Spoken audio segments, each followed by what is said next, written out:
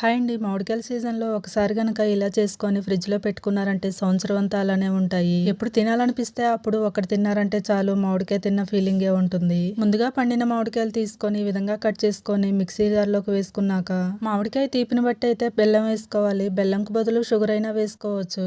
నేనైతే బెల్లం వేసుకుంటున్నాను. ఒక హాఫ్ కప్ వరకు వేసుకొని మూత పెట్టుకొని ఈ విధంగా మెత్తగా పట్టుకోవాలి. ఆ తర్వాత స్టవ్ వెలిగించుకొని ఒక కళాయి పెట్టుకొని కళాయిలోకి ముందుగా మిక్సీ పట్టుకున్న మామిడికాయ పేస్ట్ కూడా వేసేసుకొని కలుపుకుంటూ మీడియం ఫ్లేమ్ లో 10 to 15 మినిట్స్ అయితే ఉడికించుకోవాలి. ఆ తర్వాత ప్లేట్ లోకి కొంచెం నెయ్యి వేసుకొని మొత్తం అప్లై చేసుకున్నాక 10 to 15 మినిట్స్ ఉడికించుకున్నాక ఈ విధంగా ప్లేట్ లోకి వేసుకోవాలి. వేసుకున్నాక ఎండలో 2 days వరకు అలానే ఉంచేసుకొని తీసుకున్నారంటే మామిడికాయ తాండ్ర అయితే రెడీ అయిపోతుంది. చూసారు కదా, ఇలా వస్తుంది. ప్లేట్ కూడా ఏం అతుక్కుపోదండి, నెయ్యి అప్లై చేసుకుంటాం కదా. ఇలా తీసుకున్నాక మీకు నచ్చిన షేపుల్లో కట్ చేసుకొని ఒక గాజు సీసాలో పెట్టుకొని ఫ్రిడ్జ్ లో పెట్టుకొని స్టోర్ చేసుకున్నారంటే సంవత్సరం అంతా అలానే ఉంటాయి. టేస్ట్ అయితే చాలా బాగున్నాయి. మీరు కూడా ట్రై చేసి ఎలా వచ్చిందో కామెంట్ చేయండి. వీడియో నచ్చితే మీ friends and family members share చేసి సబ్స్క్రైబ్ చేసుకొని ఫాలో అండి. వెళ్తూ చిన్న లైక్ ఇవ్వచ్చు.